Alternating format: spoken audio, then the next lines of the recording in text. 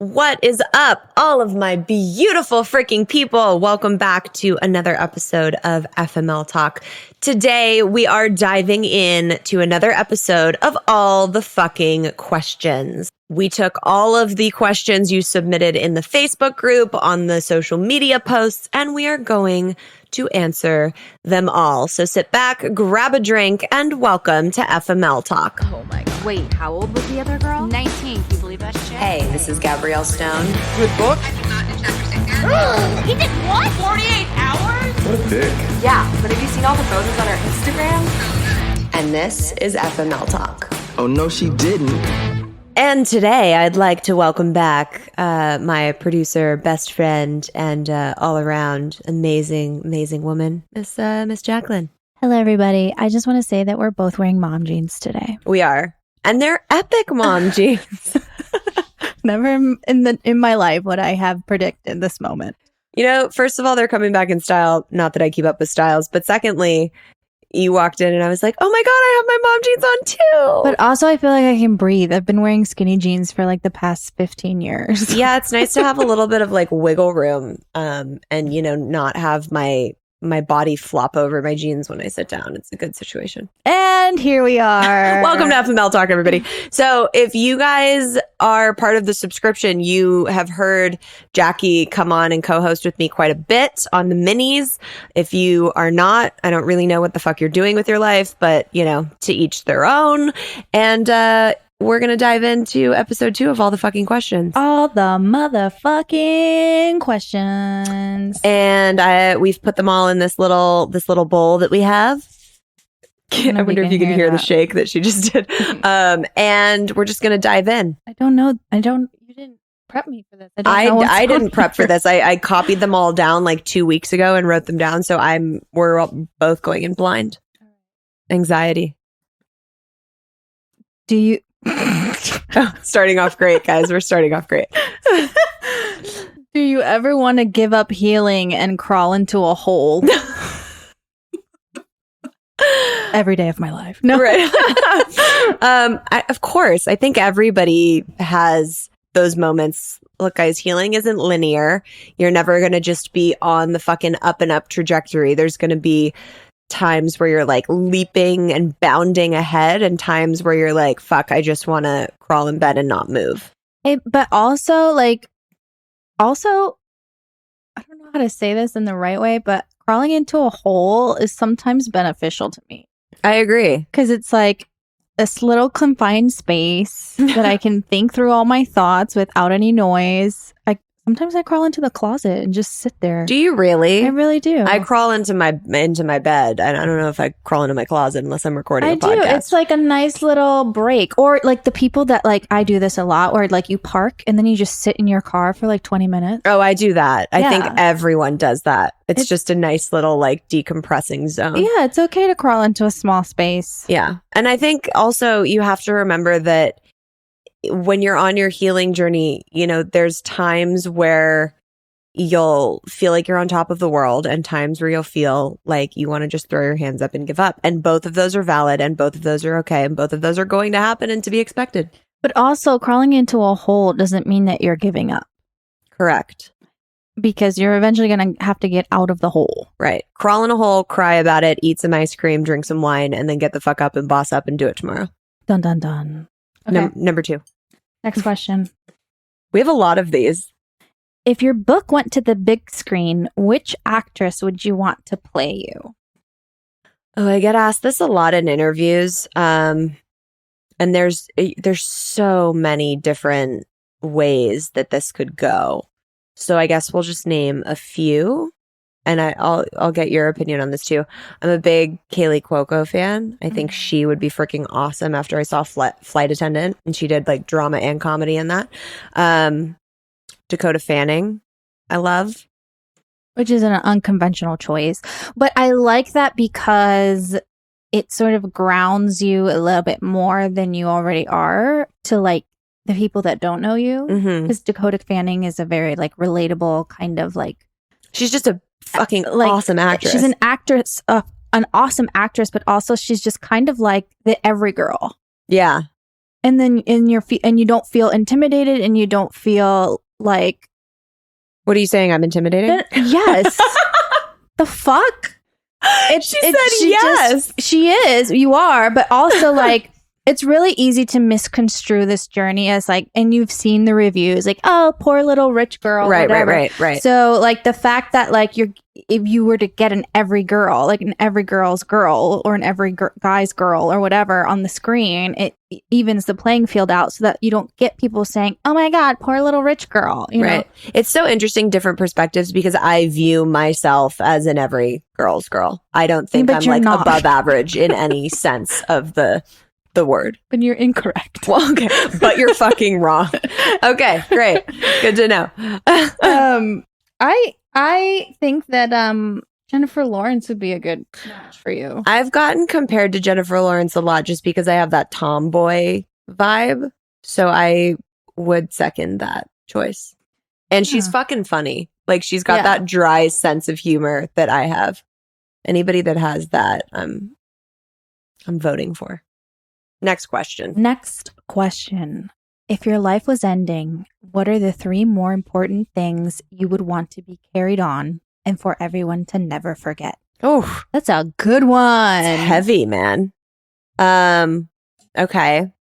Well, what are the 3 things I would want carried on from my life? That's more or less what is your legacy? Summary of the question. Your 3 legacies. I guess we'll start with the book, because I think it's so funny, because when sometimes people see the reels and stuff that we have on Instagram go viral, and they'll DM me for advice, and it's clear that they haven't read the book. And I'm like, guys, anything I can tell you, any advice I can give you is in that book. So that would be the first and foremost. Or on this podcast.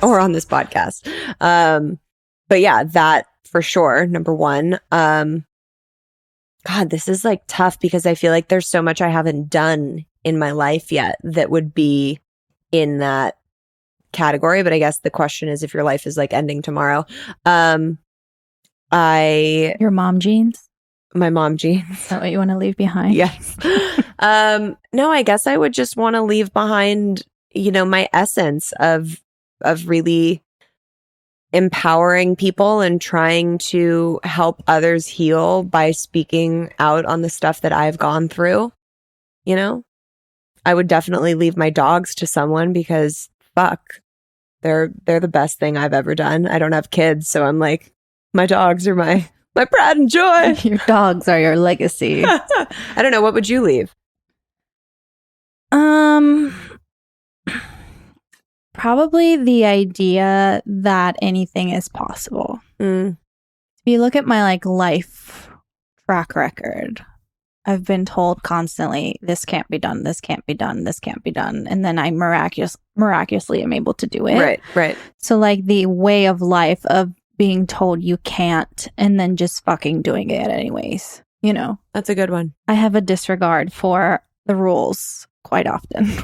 As you should. A lot of rules are meant to be bent or broken. And it's not that I'm breaking the rule as an act of destruction or an act of disobedience. It's more like I'm questioning what I've been told is true. Right.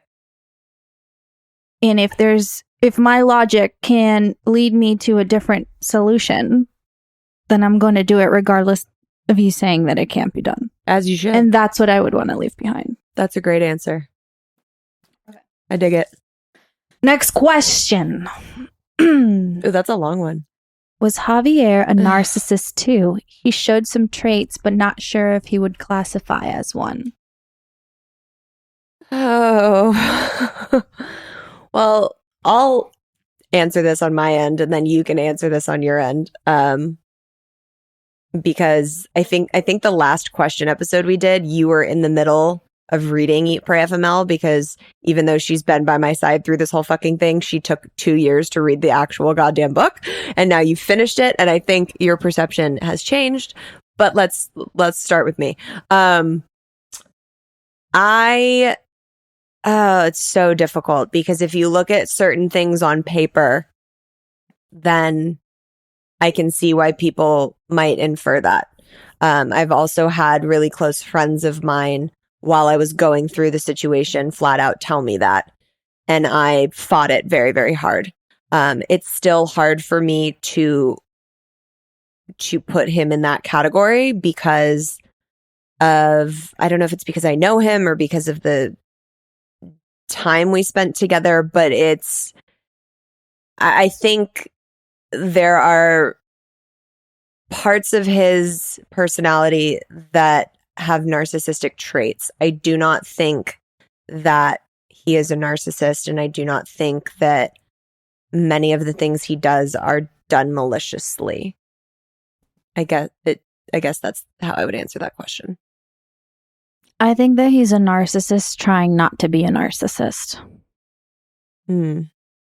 Like, he's got the innate traits because of his trauma, perhaps, or because of his ego, perhaps, or whatever, what have you. But the traits are there, whether he is intentional about them or not, cognizant about them or not. He's a narcissist. I think when you draw attention to the fact that he may be a narcissist, he tries everything in his power to show you that he's not, or he taps into the parts of his personality that is not, in terms of maybe his upbringing or his, like, how close his family is, which means that he's not just in it for himself or whatever. But I think that the man is far gone. Why do you, what prompts that? Well, I think upon the first meeting him, I would say yes. Not knowing the backstory, which I didn't. Not knowing what he did, which I didn't. Not having read the book, which I didn't. First meeting, I was like, he's borderline. He's like, really? There. Yeah. Well, it's just that the fact that's like, sometimes you can't get a word in.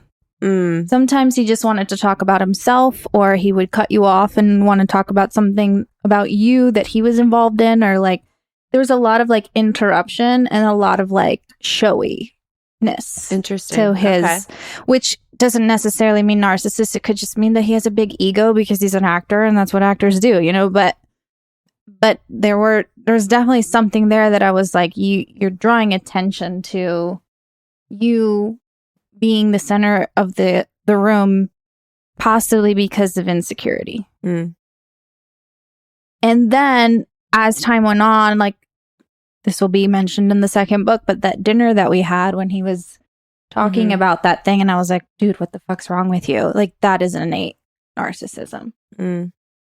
Bringing you down, regardless of what everyone else around you is saying. Right. Being so, like, consistent on his thought that, like, I am right. But not only am I right, I'm putting this person down because I can't have her. That's narcissism. I don't think he does it, like, with bad intent. I don't think he's, like, thinking of ways to, like fuck you over. But I do think that he is a narcissist. A narcissist trying not to be a narcissist. Interesting. I think it'll always forever be hard, no matter what I've gone through in regards to that or with him after the fact.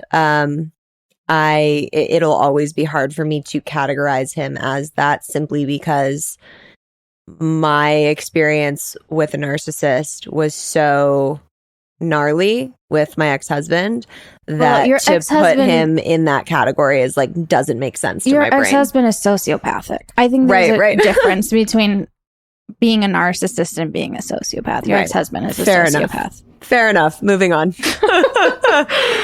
And I mean, you've interviewed a narcissist before. They're not necessarily, that doesn't necessarily mean they're bad people. Right. It's a behavioral personality trait. It's a, like, it's a mental thing. It's not something that they can necessarily control all the time. Right. If they can control it, then yeah, they're sociopathic. But that doesn't, like, being a narcissist doesn't mean you're a bad person. It just means that you have some work to do. Right. How do I learn to trust myself again after a long relationship with a narcissist? I'm always in favor of really not blindly trusting and moving forward, but not taking baggage forward. And baggage includes trust issues. I'm not saying they are not going to be there. I'm not saying they're not going to exist, but I am saying don't ever backpedal or, do a disservice to yourself as far as like not moving forward with the potential of someone because you're scared and because you have trust issues from the past. Because one of two things is going to happen. You're either going to go forward into this new situation or relationship and you're going to be wildly fucking happy and it's finally going to be something that's good that the universe is putting in front of you for a reason or that you've attracted into your life for a reason.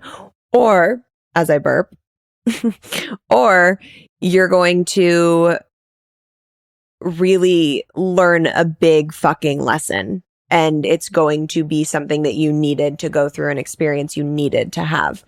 If there was ever a time for me to not trust, it would have been after the cheating and the divorce, but I did. And yes, I got my heart broken, but like, look where it fucking brought me. Yeah. I think when it comes to being with a narcissist for a long period of time, it's going to take just as long, if not double the time to remove the veil of what you thought reality was when you were with them. And your confidence is shot, your insecurities are heightened, and especially once you leave that person, it seems like there's no hope because you've forgotten who you were before you met them because they've done a number on you. So the answer to that is like, how do you go on after a long relationship with a narcissist? You just go on. Like, you just go on. You go to therapy. You do the things that remind you who you were. You learn from your mistakes. You learn from your lessons. You cut off the contact. But it doesn't happen overnight. It doesn't happen. Like, I was in a very long relationship. Even like it was a non-relationship because we were never actually together. But I'm still suffering from some of the effects of that. And I'm in and have been in a really healthy relationship for 2 years already. Yeah.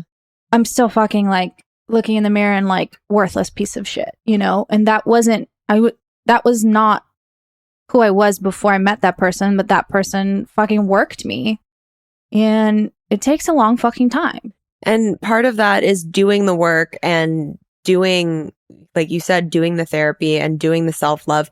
But really, if you're going to be like you are in a new relationship, communicating with your partner about like, this is something that fucked me up and like, this is something that I'm still working on, because then they can help build that up with you on your journey of healing. Yeah, but you also don't need a new relationship to get there either. No, I know, but people are going to misconstrue it and they're going to be like, oh, I need to jump in a healthy relationship. No. That is not at all what we're saying. I'm saying, like, in your situation, the fact that you've been in a relationship for 2 years now and you're still dealing with some of those effects, to communicate that with your partner so that they are A, aware of it, and B, can like help in certain aspects. Right. That was a heavy one, dude. There's a lot of heavy ones, man. I feel like I was so excited to be like, oh my God, we're going to have a fun time. Yay, and questions. Now I just feel like, yeah. All right. Hopefully the next one's a fun one. Okay. Are you genuinely happier now? How long after you got back did it take for you to reach genuine happiness? I am genuinely super fucking happy now, but it was not like I just came home and it was sunshine and fucking rainbows. As you will read in The Ridiculous Misadventures, I went through one of the worst depressions I've ever been through when I came back from Europe, because I was traveling and meeting all these people and, on this fucking epic journey. And then I came home and it all just stopped. I was living back at my mom's house. I was divorced. I was heartbroken, and it all kind of came crashing down. And it was that scary kind of depression where you just want to like fucking sit in it. It was the hole. I crawled into the hole when I came home.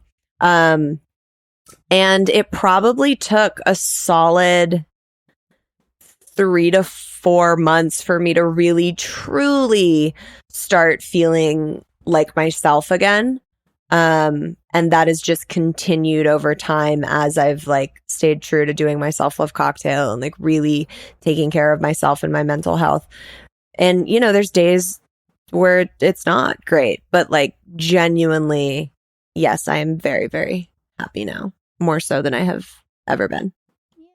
Yay. Okay, next question. Why are there no text messages from Javier in the Ridiculous Misadventures?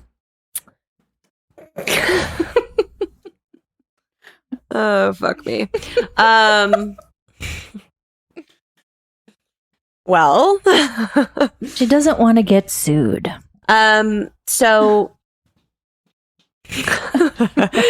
That's the short any text messages that you read in the book, in either of the books, I had to get permission from that person. So in Eat, Pray, FML, there's text messages from Javier, there's text messages from his mother, there's text messages from Chris, there's text messages, So any of those people had to sign a release form. You will notice that there are not text messages from Marcus in Eat, Pray, FML, which was really weird. He was the last person I ever thought would be like, I don't know if I'm comfortable with this. And he wasn't. So there are no text messages from him.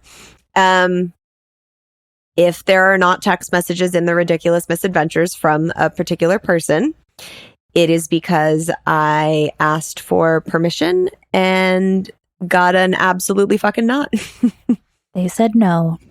Yes. So that is why there are no text messages from Javier in the second book. And there you go. There you have it. We might eventually Publishing 101. Eventually dive into that on the well, no, I'm sure actually we will, because on the subscription Patreon site, all of the next season is uncut book 2 secrets and all the goodies. So, and since it's a private link, yeah, I feel you can get away with a little bit more. I feel a little bit safer talking about all the things. All right. Did you ever meet Laurel? Meet is a strong word. But yes, and that's in one of the chapters of book 2. I did run into her. I also ran into Daniel.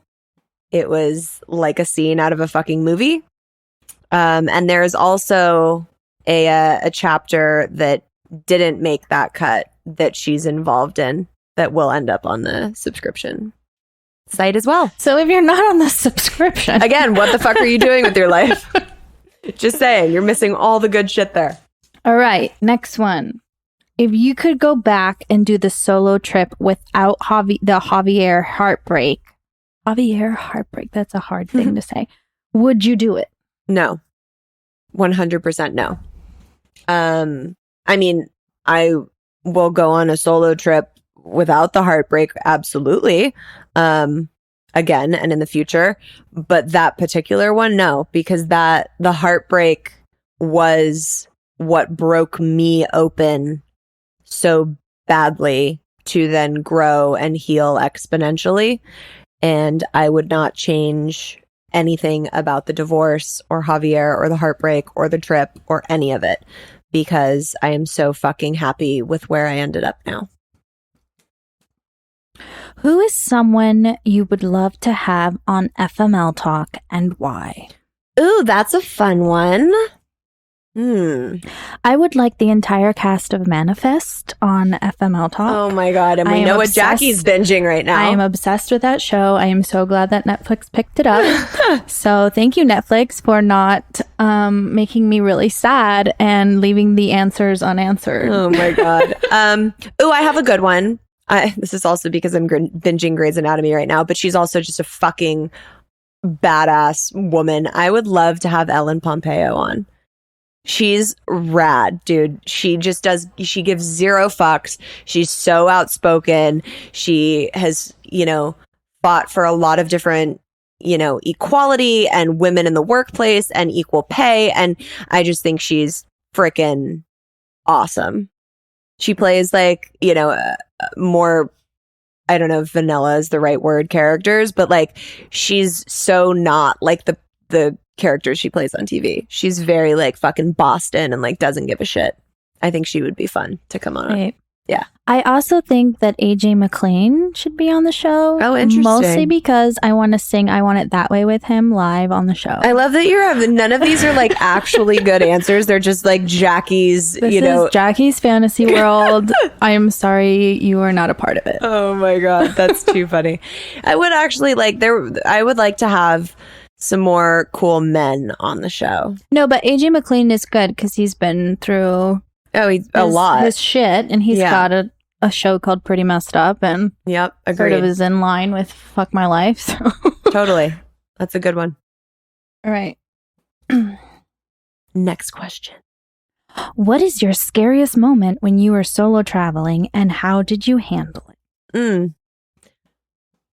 I mean, my scariest one was probably in Paris, where I was walking down the street planning on going to a cafe, sitting down and just like eating at a cute little restaurant, writing in my journal, and bumped into this dude on the side of the street. And he was like, "Oh my God, you're American." And he was very short and like not very, threatening. And he was like, "Let me take you around." And for some fucking reason, my brain was like, "Yeah, sure. Okay." And ended up walking with him. And then he started getting fucking weird and was like, "Oh, I feel really connected to you. And, why don't we go back and stay at your hostel together?" And I was like, what? Like just very, very strange. And basically was like, kind of trying to hit on me and then talking about, that he wanted me to meet his mother and shit. And anyways, he eventually walked me into the drug dealing part of Paris and was like saying what up to the drug dealers. And it just was so sketchy and I was so uncomfortable. And I was like, "Gabrielle, this is where you're going to die." Right here. This is the moment. And how did you get out of it? I eventually was like, "Look, I want to go back to my hotel and, whatever." And he fought me on it for a little bit and I held firm on it. And he eventually was like, "Okay." And the second I got to somewhere where I kind of knew where I was, like I recognized where I'd gotten off the train, I was like, "Okay, I'm going to go." And he was like, No, give me your number. Give me your number. I was like, "Why don't you give me yours?" Because he like wouldn't, let me go without the number exchange. And I was like, "What's your name?" And he goes, "Sid." Like the fucking evil kid from Toy Story. Sid. And I was like, "You can't." I didn't change his name when I wrote about it in the book because I was like, "You can't make this shit up." Like, and I walked away from him. And it also sounds like a drug dealer name. Right. It One sounds name, like a sketchy ass fucking like nowhere where I should have been name. And then when I was walking back from that fucking altercation, when I was already like freaked out about that, luckily I had my hands in my coat pockets, but I felt a hand slip into my pocket to try and grab my phone. Okay, we're going to take a quick break because I have some news. You guys, my life is now complete because I can officially use Drizzly to deliver my wine to my house for happy hour. They have a massive selection of beer, wine, and liquor, and I may have used more than one of them for a self-love cocktail. You can get drinks for wine nights, events, or parties delivered right to your door in under 60 minutes. No travel, no leaving the house to drive after a drink, and no hassle whatsoever. They connect you to their local liquor store to compare prices and find the best deals on the widest selection of beer, wine, and liquor. So go check out Drizzly now by downloading the Drizzly app or going to drizzly.com. That's DRIZLY.com and use promo code SPICE5 for $5 off your first order. That's drizzly.com and use code SPICE5 for $5 off. And as always, have a self-love cocktail on me. Cheers. All right, let's get back to the show. Okay, we're going to take a quick break because I have some news. Okay, you guys, so I've been using the Apostrophe products for a few weeks now, and I'm already really loving the results on my skin. I've even turned Jackie onto them.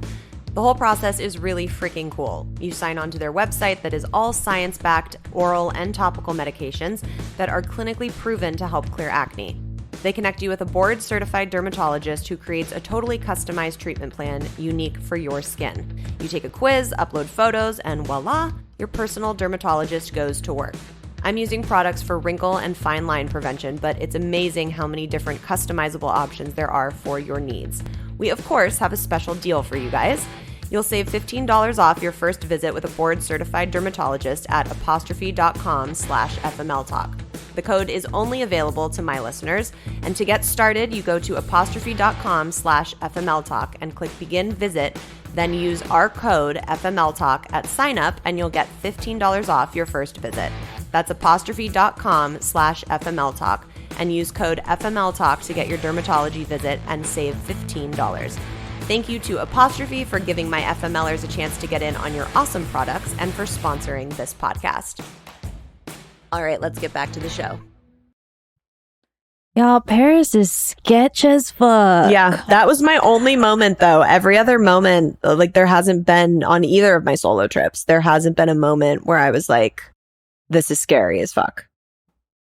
And I've been lucky in that sense. Well, good. I'm glad you're not dead. Yeah.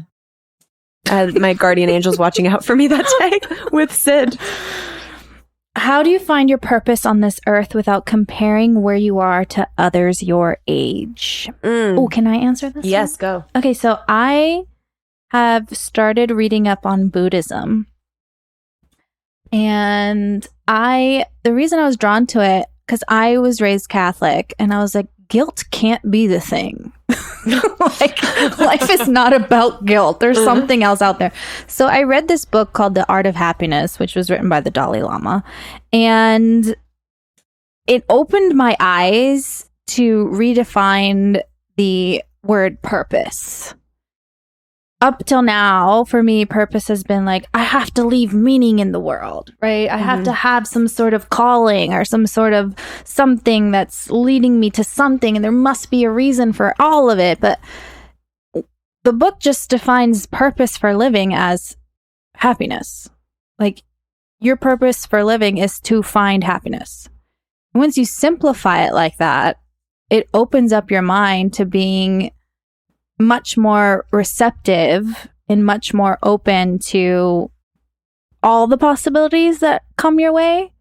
And you stop thinking so much about like, oh, I got to do this and I got to do that. And I'm so happy because I'm not here and this person's farther along than me and that person. You can just be like, oh, I'm really happy for that person. They did their thing and I'm doing my thing, and I'm doing my thing with fulfillment because I'm really happy. Because I'm taking it all in and I'm not saying no to things, and I'm not blocking myself off from like energy that's good for me, but I'm not like feeling that I need to compare myself because I'm on my own path and finding my own purpose, which is finding my happiness, you know. That's my answer to that. Yeah, that's a great answer. I would also, just to add on to that, to piggyback on that, to start looking up, you know, like, I'm of course not going to know any of them off the top of my head, but the woman that started the New York Times, like, did that at 50, you know, like how later in life, so many people started these massive empires and undertakings, and there's no age limit that you can hit your peak or potential or do amazing things at. There's so many things that get done. You know, you hear stories of how so many people said no on making like the Queen's Gambit for 15 years. And then they finally got a yes. And it's like one of the biggest shows of the year. So I would say don't ever compare yourself to other people, because there is enough success in the world to go around to everyone. Well, and you don't have to compare yourself because you can't. Like, that person isn't you. They haven't been through what you've been through. They haven't seen what you've seen. They don't know what you know. So they're, even though they seem to be doing the same thing as you, there's no comparison. Like, you are your own entity and you can write your own story at any point in time. So to compare yourself is almost like you're putting yourself in someone else's story. Totally. I get DMs all the time saying, I wish I had your courage. And I always say, you do have my courage. You just have to find it within you. I didn't have my fucking courage to go on that solo trip and just say, fuck it, I'm just going to go and wing it until I got my fucking heart broken and didn't have another choice in front of me. So you don't know what you have inside of you until you choose to really find it, pull it out, and activate it. Well, and also you have to sort of be tired with your own bullshit. Yes. Like, it's to the point of exhaustion where like art happens. I love that. Art happens at the point of pure exhaustion. It's true. It's like once you're just like, fuck it, I'm done. I'm not doing this. You're basically essentially giving up on your bullshit. And then shit starts to open up because you're not doing the same things you've been doing that have been harming yourself without knowing that you're like, it's a vicious cycle, you know? So yeah, just cut the crap on your own bullshit. Cut the crap. Moving on. What do you do when people try and throw your past in your face and open up old wounds? Sounds like somebody's been mean to you. Rude. You know, I'm proud of my past. So I never am triggered when someone tries to use that or poke at that. I wear my past kind of like this shield of badass armor. But I will say, I also don't keep people in my close circle or the person that I'm in a relationship with that would ever use any of my past trauma or triggers against me. And if someone does do that, they're very quickly cut the fuck out of my life. I'm just ruthless in that sense. Like, I've lived too many years with like drama and bullshit that like I just don't do it anymore. Well, and also if someone in your life doesn't want to see you in the present, like they don't want to see the work you've done, they don't want to see how you're trying, they don't want to see like the changes you've made, and they're just living in like an old version of you, that person belongs in the past. Yes. That person no longer is in the present because they're not accepting you in the present. They're just staying on your old if it's idea of who you were. I agree. And then they belong. That's where they belong. But if it's someone that you're not, you know, willing to or wanting to cut out, then like communicating that and being like, look, dude, the things that you are bringing up and throwing in my face are things that are in my past that I have healed, that I have worked on, A, B, C, D, whatever. And communicating that and like, saying I'm not that person anymore. Yeah. So if you want to accept me for who you are now, that's fine. But if you want to continuously throw shit in my face, like that's not okay, you know? Yeah. Like you can kick rocks. Great. Just kick rocks at people. That's the answer. What happened to Carly the night out in Barcelona after she was facing her fears in the crowd and left? Okay, this is an interesting question because okay, so when I write, I'll like word vomit everything. So there's lots of details, lots of like C, D storylines that get written about. And then when I do my edit with my editor, we cut stuff out, blah, blah, blah. So I could have sworn this was in there, but I guess it wasn't important enough to like move the story along. So she had a full-blown panic attack in the line for the club. For those of you that haven't read the book or need a refresher on this, Carly went through a very traumatic experience where she got trampled at a festival and was like in the hospital for many weeks and had severe PTSD of crowds. So we were standing in line for this club and she started really panicking and was like, I feel like I can't do it. I need to go home. So we put her in a cab. Like we got a cab and made sure that they were going to take her directly back to the hostel, and she was texting us the whole time. And she went back to the hostel and had a conversation with her boyfriend and got some sleep and didn't join us at the club. And that was a very good decision because that club was a fucking just madhouse packed with people, which now being in COVID days feels really weird to even say that there was like just hundreds and hundreds of people on all the levels of that club. Clubs in Europe are like that. Yeah, but she was fine. We made sure she got back to the hostel and she was safe and sound. Dun, dun, dun. What is one thing you tell your younger self? So many things. I think one thing I would tell my younger self is to let go of some of the control.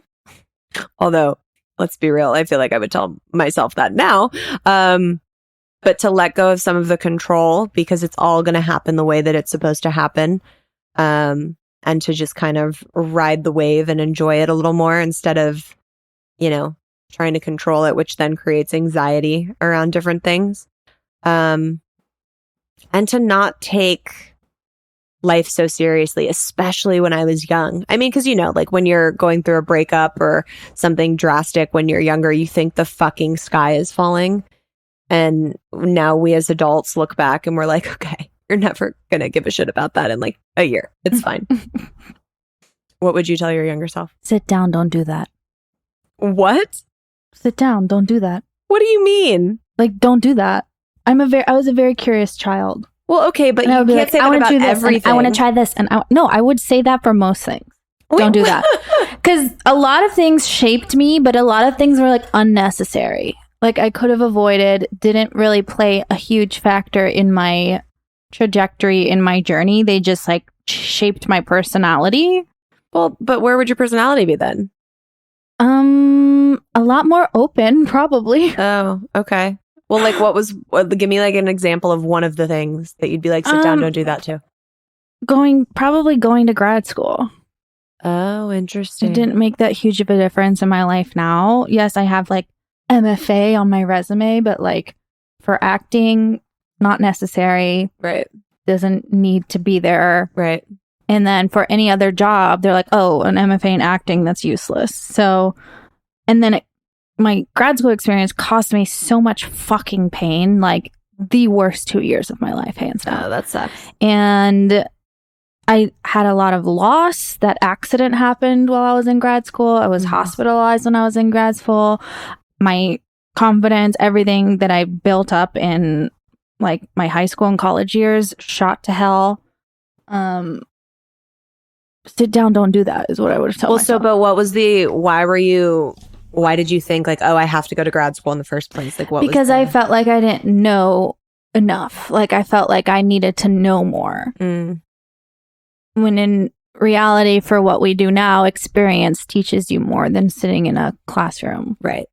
Learning about Shakespeare and Ibsen and oh my God, old farts that are not. Never do it. Yeah. I mean, I wanted to do theater and I love Broadway and I love classical works. I just love it. Like the language and like the acting technique is like my jam. And that's really why I wanted to go, because I really wanted to like immerse myself in that kind of space.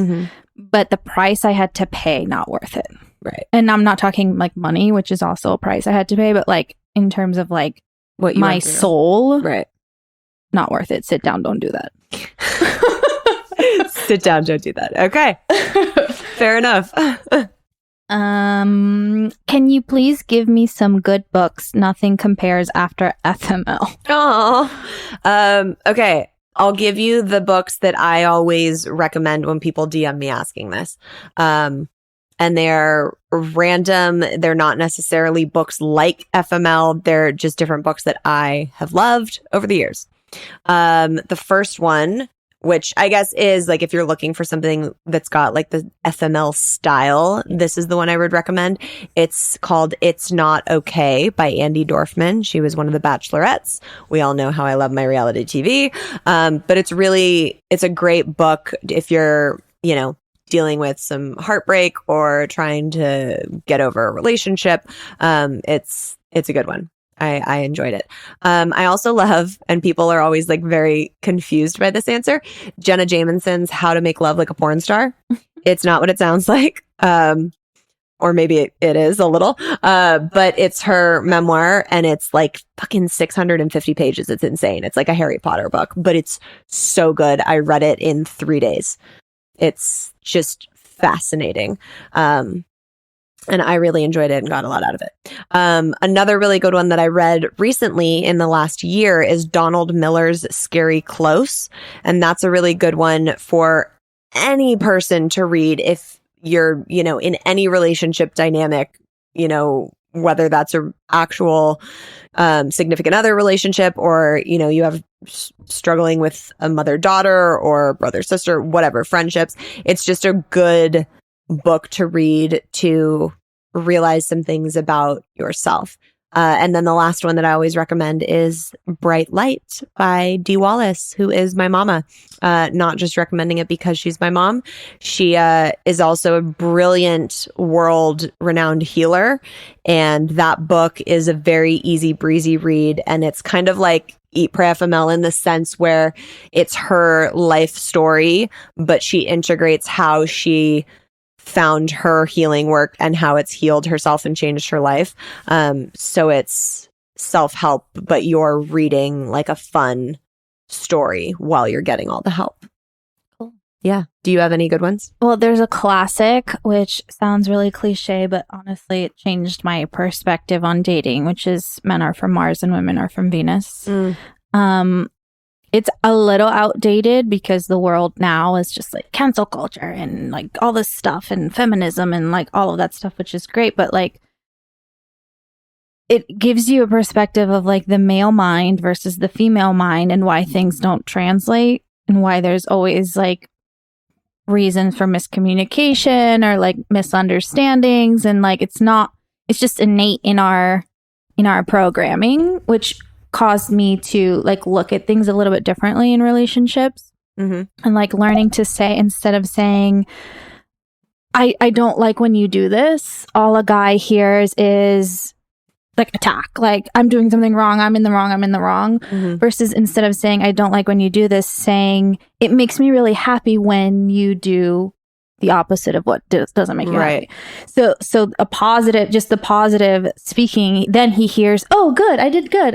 I'll just do that more because that keeps her happy and then I'll be happy. And then no one's like, oh my God. So it's like, it's just the psychology of speaking and listening, knowing how the other person functions was like a huge thing for me. Right. The Art of Seduction is the devil book, but wait, what does that mean? It means like things that you should never know, like things that people should never know is in this book. Like, what? I don't understand. It's about like psychology and like manipulation and like all of that. But like it's really heady, but it's a really good book to like understand how people move through the space in a relationship.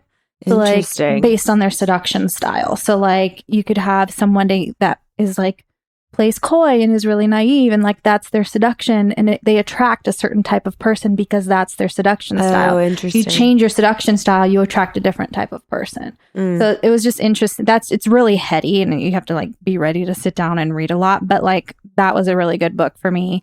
And then I just ordered a book that I haven't read, but it seems interesting. It's about how trauma is generational. And it's called It Didn't Start With You. Oh, yeah. And that's interesting to me because I'm writing my own book.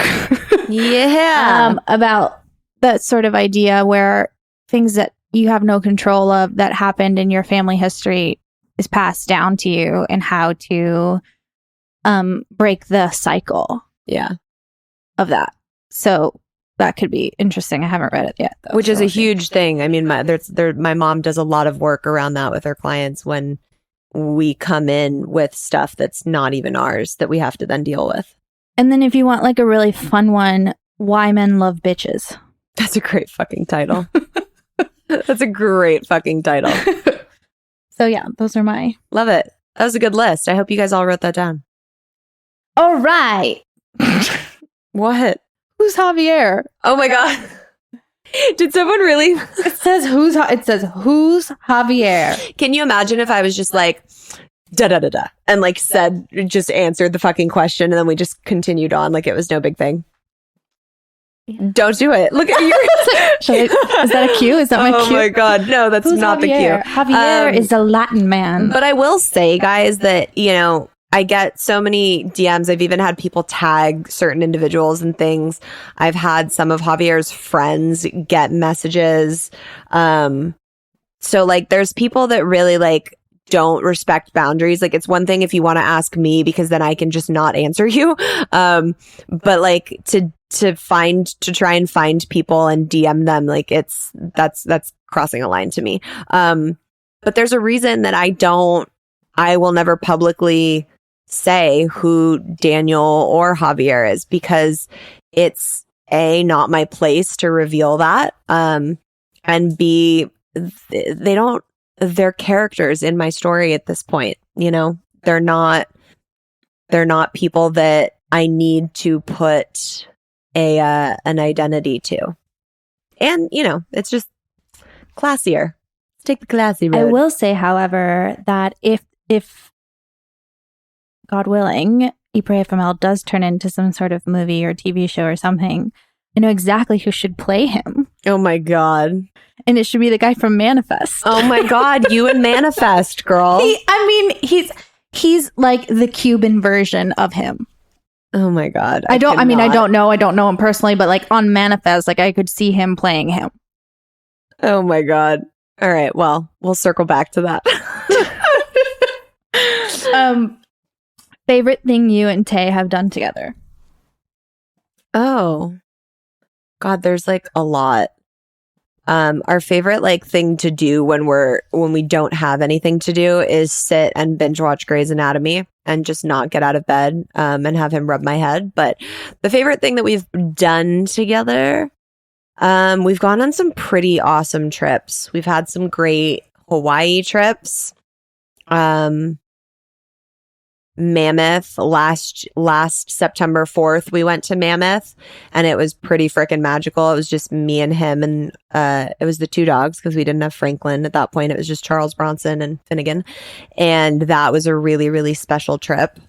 So I would say traveling, like we've gone on some awesome travel things together and we're just like, we have so much fun together. So whenever we're out adventuring, it's a great time. Oh, Tay. Tea Time with Tay. Every Thursday. Every Thursday on FML Talk Patreon.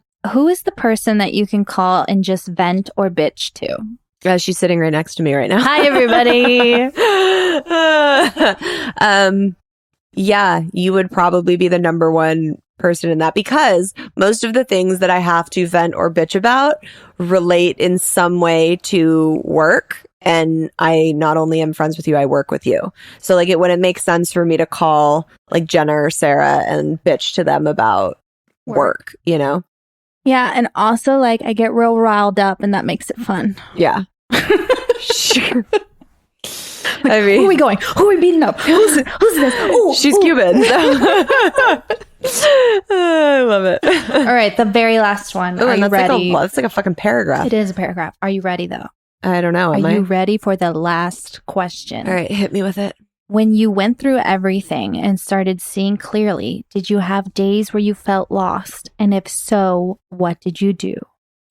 I feel like this kind of goes back to the whole question of did you ever just want to crawl into a hole and not?